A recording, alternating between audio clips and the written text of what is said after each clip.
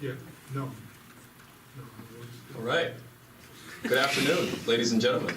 Welcome to the third annual Zinn Combustion Symposium. It's wonderful to see you all here. Let's go right ahead. So we're all here for one purpose, and that's for knowledge. With all of our presentations today, we aim to learn more about the work done by the entire combustion community and get insight into what other professors and what other students are doing as a part of their daily research. We also aim to network with new and old graduate students to make sure that we have the best connections during our career here and after our career at the Combustion Lab. We want to make the best use of the diverse community that we have here. We have people from all around the world sitting in this room, and we want to make sure that we get their insights on how they look at their knowledge and they understand the overall phenomenon of combustion. The end goal is obviously to improve the student experience of every student that passes through the Combustion Lab and make sure that they walk out a much more knowledgeable person. We have a lot of people here from all of these labs: the Zinn Combustion Lab, the STAM Lab, the Computational Combustion Lab, Professor Vigor Yang's lab, the High Power Electric Propulsion Lab, as well as the Sphere Lab. And let me not forget, I have the utmost honor in welcoming our guest of honor, Dr. Zinn, who is seated right there. He's the founder of the Combustion Lab and the namesake for the Zinn Combustion Lab. So wonderful to have you here, Dr. Zinn. Thank you. Lab culture is a very important thing that we try to embody in our Combustion Lab. We want to make sure that people know each other for their shared environments and make sure that we have a good consideration in terms of how we use this shared environment in our lab. We all work together in the same rooms, in the same labs. We want to make sure that our knowledge and our research doesn't interfere with other people's learnings as well. We want to make sure that we promote a huge network of knowledge, because at the end of the day, the only way that knowledge is passed is through teachings. We want to make sure that this network around you, passes that on in the best efficient way. And the symposium is nothing but an embodiment of that. We want to create a strong foundation for future students when they walk out of the lab. And for new and incoming students, we need to make sure that they have a good platform to learn from. Taking this, we make sure to involve our students in technical lab environments as well as non-technical social environments. You can see here that we have done a Thanksgiving Day potluck where people from all around the world brought in one dish that they thought would suit best. We also encouraged a Halloween episode where we got together and encouraged students from non-American students to make carvings into pumpkins. And we also, not only can we have fun in a non-technical aspect, but we can also have fun in a technical aspect, where in the APS conference last year, we got together after the conference and had a good time at the social. John's kind of in its zone here. Coming back to the point that I was making earlier, knowledge transfer is very important, and the only way that knowledge transfer happens is through teachings. In order to do this, we are able to assess key areas that the research in the lab is performed and get to a point where we can express individuals to these areas and have them make manuals or make a system of data where we can refer to in the future, so that new students can have an opportunity to base their learnings off of. A central archive for this is being made right now, and Rahul and Ben are taking up that initiative to make sure that all the students in part of the Combustion Lab can have access to these manuals and these learnings. And that is currently running in process and will be available via a Canvas link that will be posted on our website, www.comlab.gotech.edu. All of these efforts are negotiated and controlled by the Onboarding and Knowledge Transfer Committee, headed by Rahul Manoj Kumar. This, for the future times, this committee aims to make sure that we take this initiative to make sure that all students have a platform for learning. And as Uncle Sam says here, we need you to make sure that this happens. So if you would like to join this committee, you have the email right there for Rahul's contact details. Please get in touch with him so that we can make sure that our initiatives are actually continued moving forward.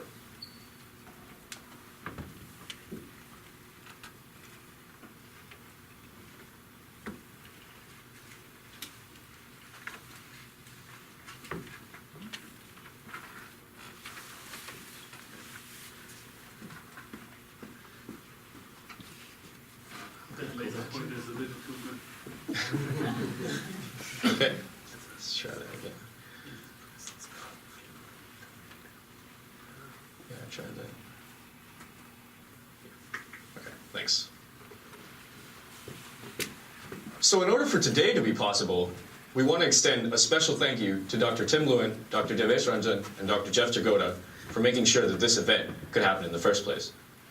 And to our students who are volunteering today, Rahul, Henderson, Hannah, Gokul, Shubham, Sebastian, Alex, and Dan, and the other students that are part of the Onboarding Knowledge Transfer Committee.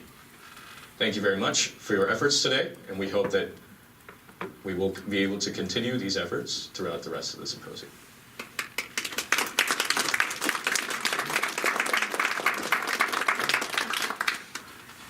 So, today's agenda. 1 to 1:30, which is probably about now, we aim to get everyone together, and this is our welcome. From 1:30 to 3:30, we'll have a series of presentations from different students across the spectrum of the combustion lab. We'll have a nice break at 3:30. We'll have finger food and snacks downstairs to your right in the atrium. There are other setups in the atrium, but you are free to walk around. There is no restriction. From 4:15 to 6:15, we'll continue with the second round of presentations. And from 6:15 onwards, we encourage everyone to start networking and building a good conversation. From there, we want to move to Ormsby's, which is down the street, 14th and Howell Mill, to continue with a social event after the combustion symposium. Any questions? Okay, with this, let's get started with the first presentation. If we can have the first speakers come up. We have two students from the Yellow Jacket Space Program,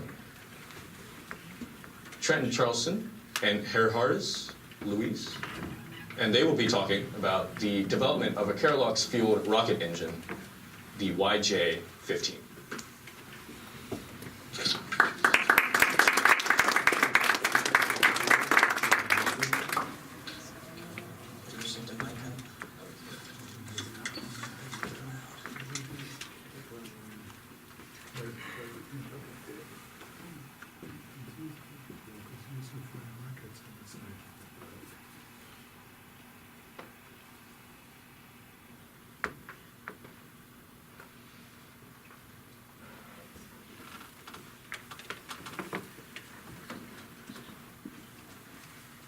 Hi everyone, my name is Trenton Charlson. And my name is Gerhardus of Loohuis. And we are both members of the Yellow Jacket Space Program. We're a student organization here at Georgia Tech focused on the development of liquid rocket engines and just rocketry in general. Bit of a background on our program on the whole. We're a student-run space program by name, and our long-term goal, very long-term mind, is to send a rocket past the carbon line that's been designed and built by students here at the Institute. Our current projects are the YJ-1S rocket engine, which is our first attempt at a liquid propellant rocket engine, which will eventually fly on a project that we've deemed the subscale vehicle, which is about a 12-foot long, 8-inch diameter rocket that will fly to a little over 10,000 feet using the YJ-1S. And then another project that the other kind of non-propulsion half of the team has taken on is a vehicle called TIOC, which stands for This is a Test. It is a 3-DOF controlled sounding rocket that uses, commercial off-the-shelf solid propellant rocket motors and can control itself in roll, pitch, and yaw with canards, but we're not going to really talk about that today. Instead, we're going to talk about our current propulsion project, the YJ-1S. This is a 3,500 Newton liquid bipropellant rocket engine utilizing kerosene and liquid oxygen as the fuels. Specifically, we're targeting use of Jet A due to its ready availability in that we can kind of drive to a local airport, unlike with RP1, which is a lot harder to come by. Utilizes a pretty fuel-rich combustion running a 1.8 to 1 mixture ratio and an 18-bar chamber pressure, which in English units is a little over 260 psi. The engine is fed by a regulated pressure-fed feed system on the ground using inert nitrogen, and then in flight running with helium, where we can actually afford to use a higher efficiency pressurized gas. And currently, we're working on our heat sink test article and pushing towards a static fire at the end of the semester, but that's a bit touch and go. But we've been working pretty hard on getting our plumbing together and getting this test article machine, which I'd like to talk about during this presentation. Additionally, a design for a regeneratively cooled variant is in work, but that has only gone through the conceptual stages, doing all the thermal management math, and then the detailed design of that actual article will take place after we can demonstrate our ability to light something in the first place with the heat sink development article. To kind of facilitate this, we wrote and utilized our own in-house engine design code that leverages NASA CEA to do the chemical equilibrium calculations and run through the design of the actual combustion chamber and nozzle contour, and then do all of the math to go through the thermal management and taking care of the analysis of the regenerative cooling circuit, just utilizing the BART's heat transfer correlations and just thin film convection with Nusselt number relations for the fuel side. This is just a block diagram of how that all works, but that's not quite what we're here to talk about. But the general idea is to use minimal design input parameters to generate a functional, first cut engine design. So talking a bit about that heat sink test article, these are some shots of the manufacturing that's been taking place over the past several weeks for that CAD model shown before.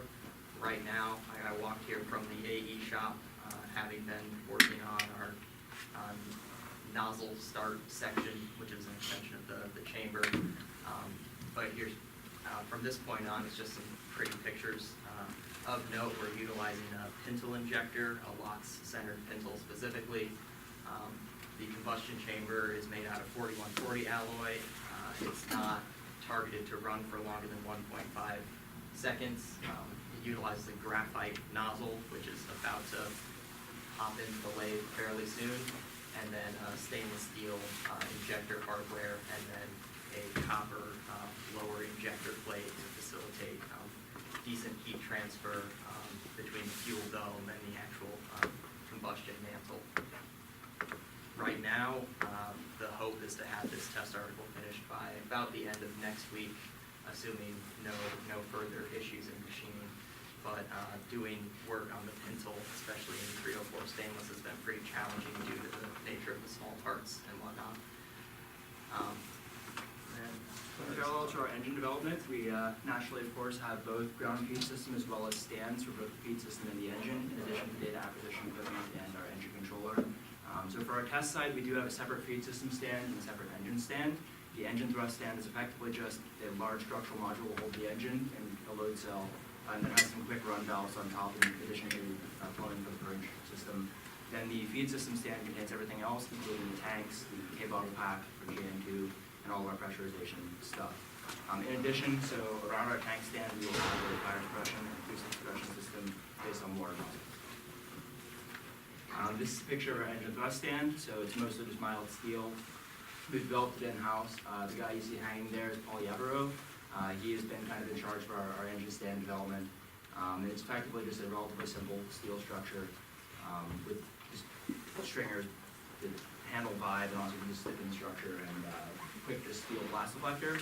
Our first firing is notionally going to be only a second with our hot fire. And so that blast deflector, while we'll have water spraying on it, doesn't necessarily need to be cooled. In the future, we need to look at other flame deflectors to handle cooling better. And then as far as our tank stand and feed system goes, that's what we've been kind of pushing really hard in the prop team to make. Most of the feed system is contained on an aluminum panel, and that's just mostly a GN2 pressurization system, both propellants regulated. And then also we have two pneumatics lines for our two different types of actuated valves, one for fuel side and one for lock side. Fuel side's about 500 PSI, the lock side's about 250. And then we have propellant purge, which will be running at a slightly lower pressure than injector inlet. And we'll be pushing with check valves just downstream of the final run valve. And those will open during engine shutdown and as chamber pressure decays. Our test stand itself is designed to be very tall, so that the bottom outlets of the tanks, when they leave the tank stand, are higher than the top of the engine stand and all this plumbing there. And that's to encourage gas bubbles that are trapped in feed lines to move back into the tanks. On the fuel side, that's important because the Jet A is obviously at ambient temperature.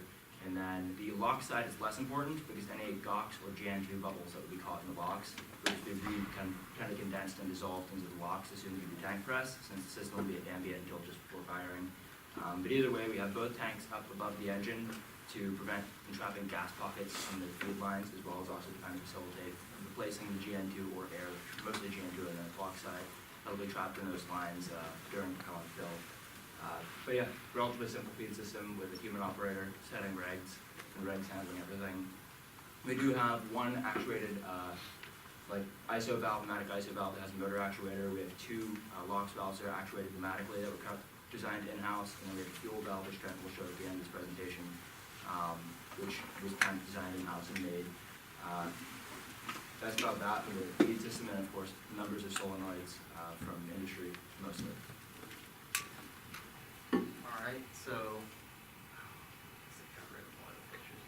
Anywho, to facilitate some of the actual combustion devices testing, last fall, I machined a development article for the injector, specifically to do a bit of cold flow testing and actually tune in on the discharge coefficients of the orifices.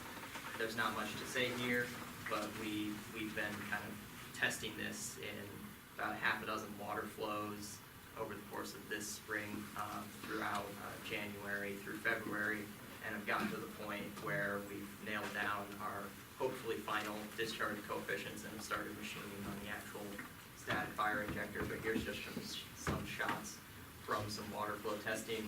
In particular, our combined flows are a little bit sketchy, at least some of the video that I do have, because it's kind of hard to get a camera to capture that well. But pending a bit of rework on the actual pintle manufacturing process, the goal is to mix some of the off nominal flow that you see in particular in the combined flow photo here. As Gerhardus mentioned, another kind of project we've taken on is the design and manufacture of a custom pneumatic fuel valve. This is to facilitate what can eventually be a really lightweight, flight-capable valve.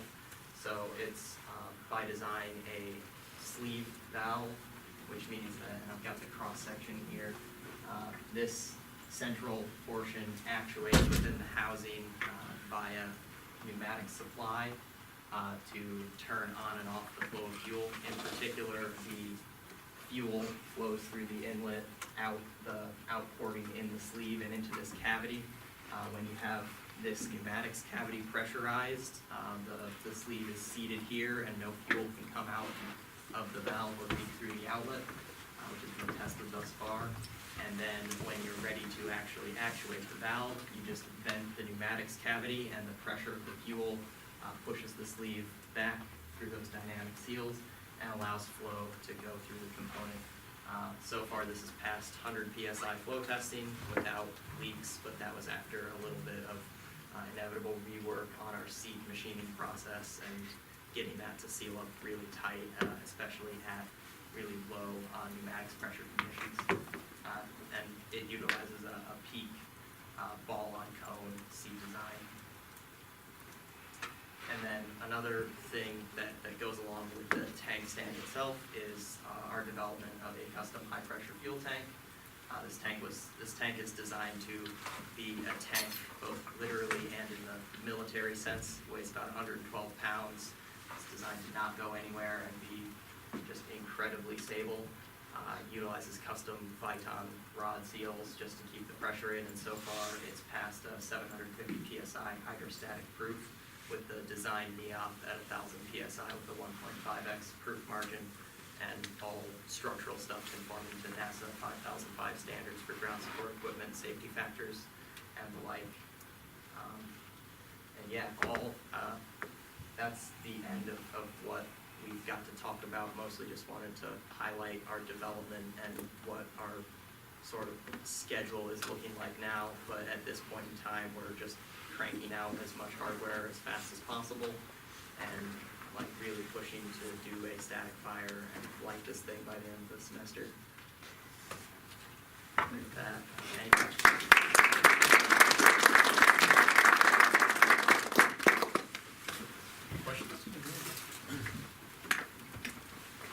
Yeah, so in the design of your fuel valve, I was just wondering why you decided to use pneumatic pressure to close the valve rather than to open it?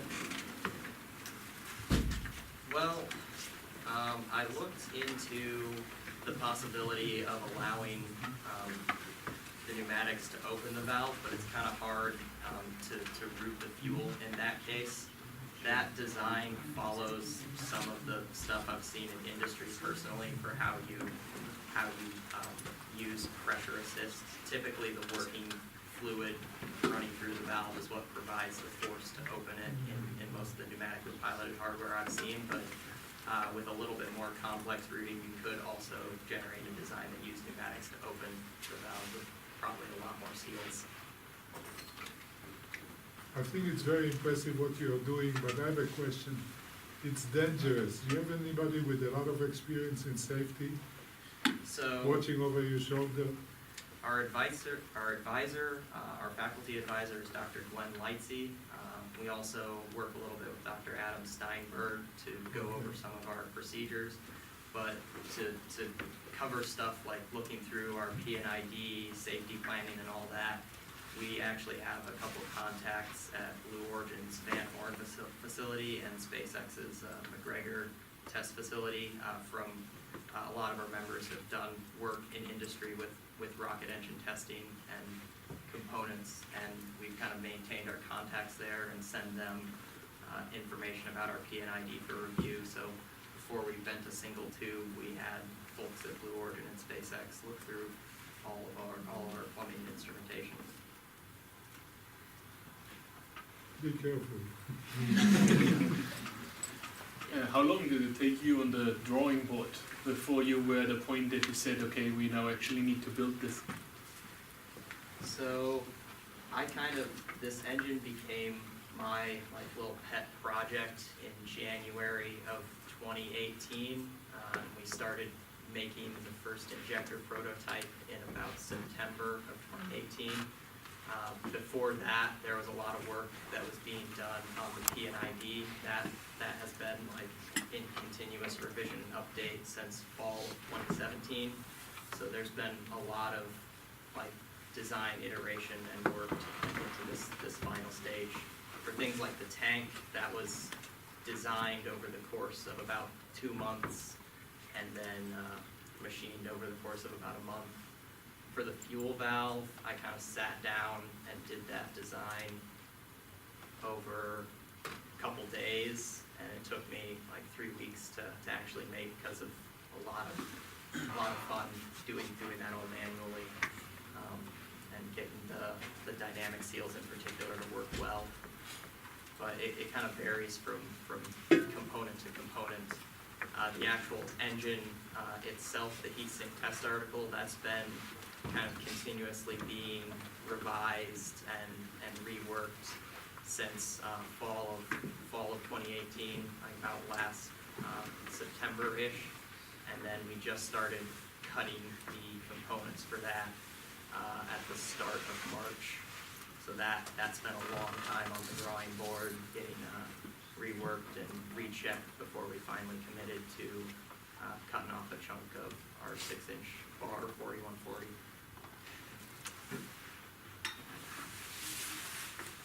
You mentioned that, I mean, like this pressure tank and everything, you're doing it all yourself in the design. Yeah. Do you find that the stuff that exists in literature or that is available on companies' websites is just not sufficient for what you're trying to do? So most of the work that we've accomplished thus far has been with the help of books like Loohuis and Huang's Modern Engineering Design for Liquid Propellant Rocket Engines and of course Suggen's Rocket Propulsion Elements.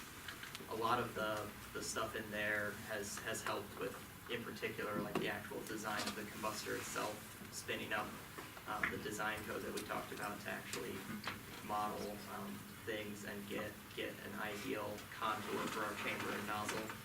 For stuff like the test stand and the tank stand and things like tanks, books like Shigley's on more of the mechanical engineering side are invaluable for looking at how to do some of the more complex joint analysis and things of that nature. And then the internet is pretty fantastic for looking at like really oddball things that you might need to look at. As far as injectors go, there's a couple AIAA papers on pintles. There is one, I think, manual book that talks about a couple of the non-dimensional ratios that you want to keep in mind with the injector, but like most rocket injectors go, that's been kind of a trial and error, seeing what works and what doesn't in the process, getting that article ready to go.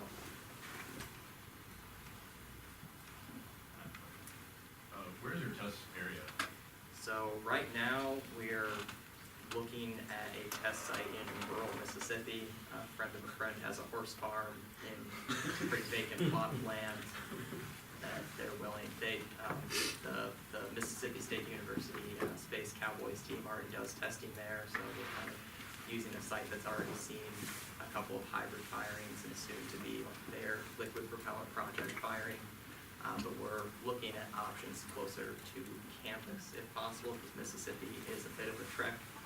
The Georgia Fire Proving Ground, where they do like firefighter training type stuff for like large scale exercises, has been kind of considered, and we've reached out to them a little bit, but that hasn't gotten a lot of traction yet. Nowhere near Atlanta. Short answer.